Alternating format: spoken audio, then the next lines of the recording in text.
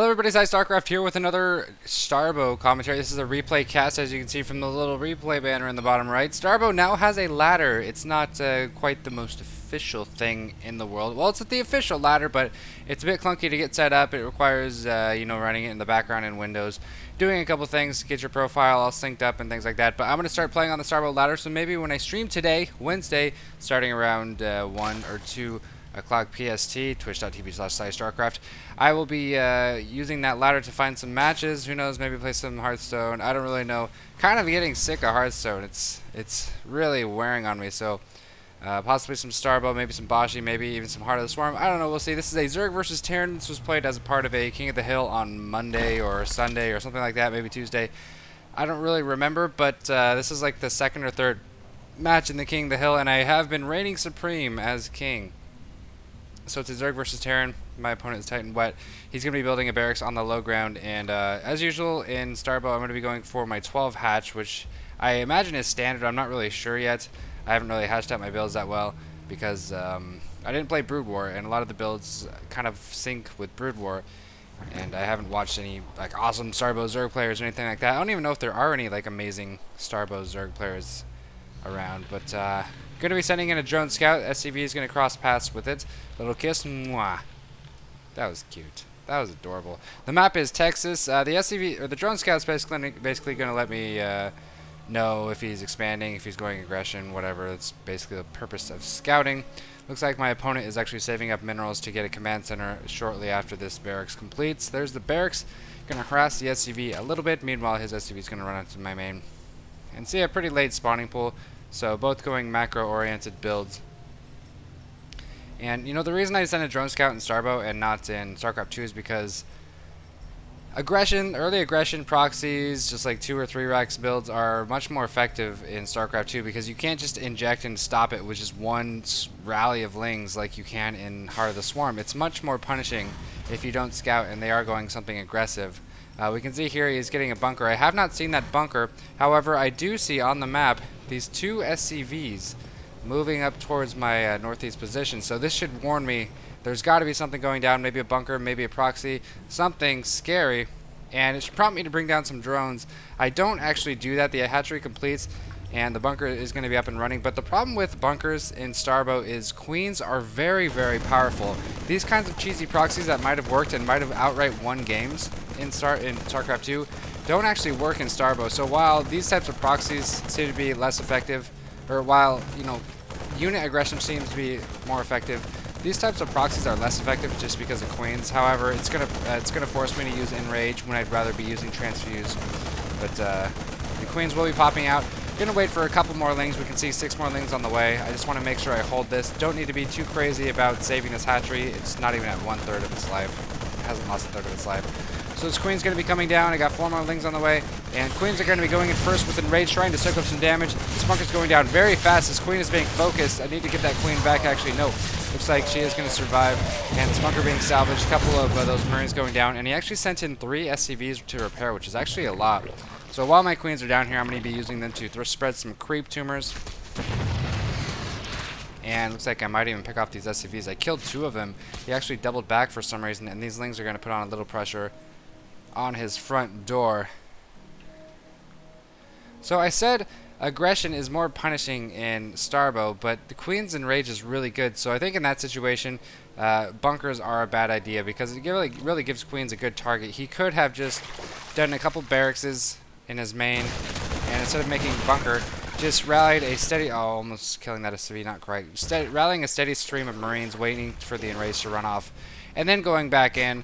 So I don't know. The cannons don't work very well either. Bunkers don't work good. I mean, it's kind of silly notion to build buildings in your opponent's base.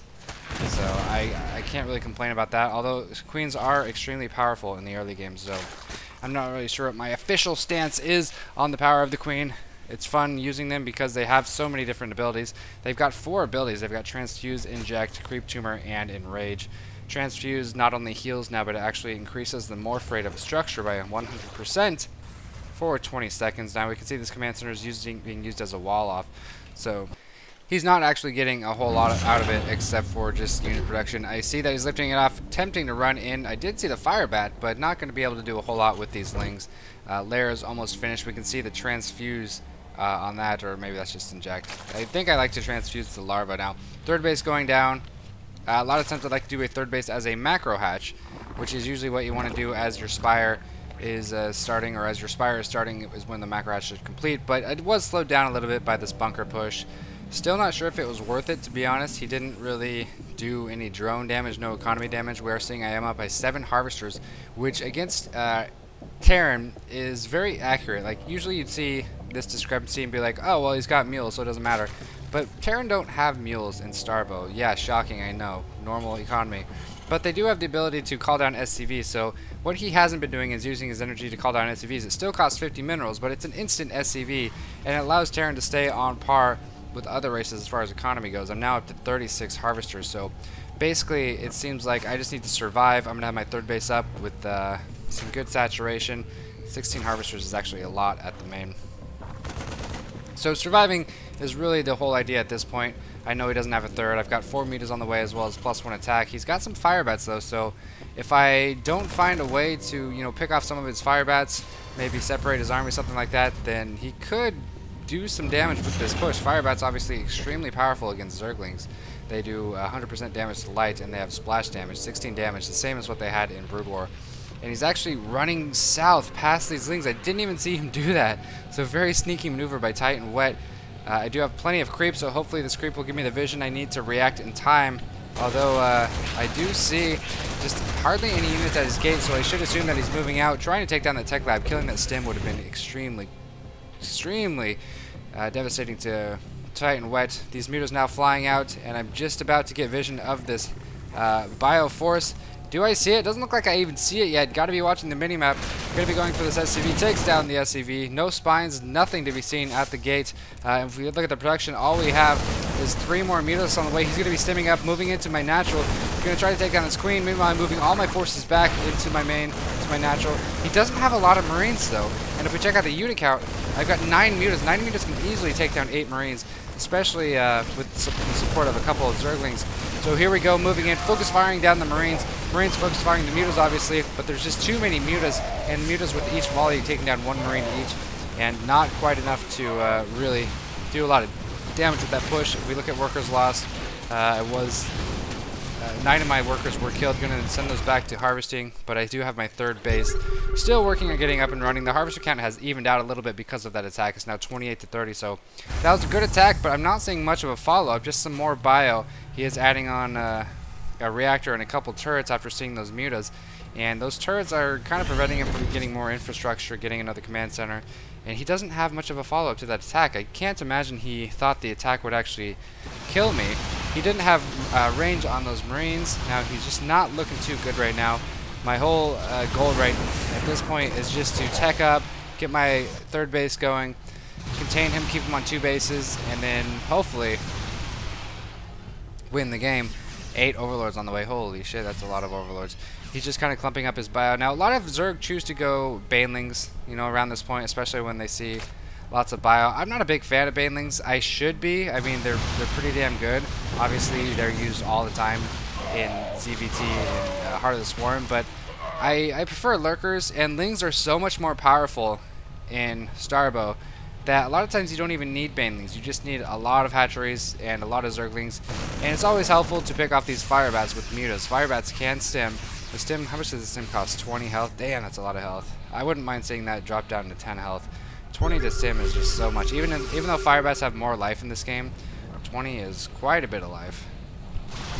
See, and this is what I mean. Muta's trying to pick off these Firebats, able to pick off 1, 2 Firebats, and that's going to make my Lings so much more powerful. 6 Lings, 2 Hydras, 3 mutas on the way. Of course, I'm not going to keep those as Hydras. They're going to become Lurkers momentarily. Seeing another Firebat, not quite able to take it down. I could probably turn around. There we go, turning around and taking it down. Lings rallying in. He's focusing down the Marines, but he doesn't have enough to stop these Lings. There's so many medics. I don't know if he needed that many medics. I'm not really sure what the ideal medic, Marine, Firebat ratio is, but as you can see, that didn't seem to be it. He's already so far behind in production and stuff. I don't know if he could have microed that any better or had a better composition or what. It seems like his production just isn't on par with the amount of units they have. He's attempting a third command center. Now I'm going to be camping outside of his base once again, picking off any add-ons, any supply depots, maybe some SCVs with these mutas.